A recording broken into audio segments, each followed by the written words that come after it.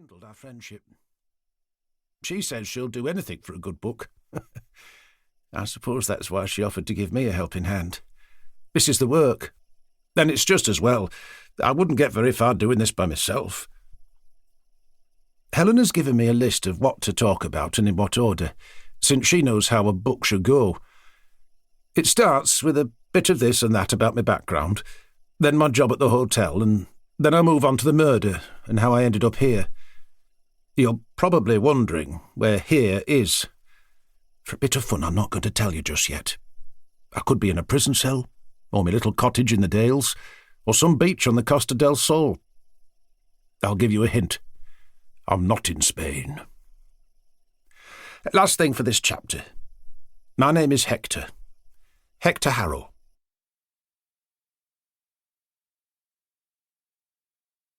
Chapter 2. Helen popped her head round the door just now to tell me I don't need to introduce the chapter by giving an overview of what will be contained within it. Oh, I suppose I've just let the cat out of the bag about my location. Helen doesn't mosey in and out of prison cells willy-nilly. So I confess, I'm at home. In my lounge room, to be exact.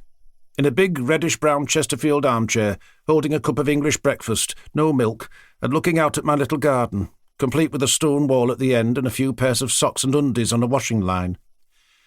Must remember to fetch those in before the rain comes. Hopefully, that admission didn't spoil anything for you. There are plenty more surprises along the way, don't you worry about that. I've never been one to talk about myself. I've always assumed no one cared what I had to say. Occasionally some guests, usually Americans, would be curious about what life was like growing up in the Yorkshire Dales, but I would answer in as few words as possible, and it was never the truth. What was I going to say? Well, my father used to beat the living daylights out of me for no reason, but my mother made a fantastic apple pie and the country views were a delight. That would just make them uncomfortable. And I'm sure management would have had something to say about my bothering the guests. Not that I ever would have. Always the professional, that's me. Except that one time they interrogated me for over 4 hours.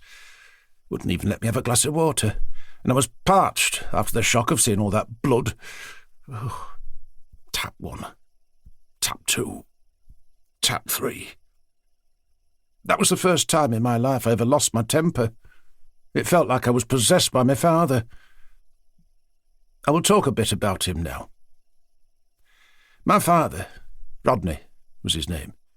He'd be down there in hell. There's no doubt about that. He was an alcoholic from the day I was born to the day he dropped dead. There's always an alcoholic parent in troubled tales like this. Helen made me laugh when we first talked about this part of the book. She said that I met the perfect protagonist because of... Oh, she used a good word that I've forgotten now. Helen, make a note to type that word here, please. The juxtaposition, editor's note, of my awful upbringing with the quite nice life I went on to lead, working in one of England's finest countryside hotels. School was always a bit of an escape for me. Not that I was any good at it. Just the local comprehensive. I wasn't clever enough for grammar school, let alone university. And anyway, I knew I'd be having to get a job straight off. It's a funny story, how I got my start at Cavengreen Hotel. I was only 16.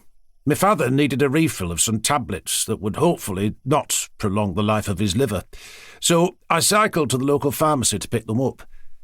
On the way, I saw a man with a posh car pulled over on the side of the road. He had a wispy grey moustache and an olive green three-piece suit. Back then, I'd never seen someone look so smart. Not in real life, that is. The man looked stressed, and as I got closer, I saw his tyre was as flat as a squashed cigarette butt. "Young lad," he called out to me, "come here." I braked to a stop and rested my bike against the wobbly stone wall that ran alongside the road.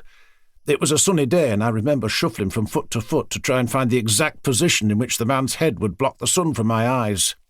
"I'll give you £2 if you help me change this tyre," the man offered. "3 if you do it in under 10 minutes. I'd seen my dad change the odd tyre, and £2, possibly £3 was a lot of money back then, so got stuck into it. The man didn't say anything as I worked, but I noticed him tapping his foot impatiently, and he checked his pocket watch several times. When I was done, I stood up, dusted some of the black...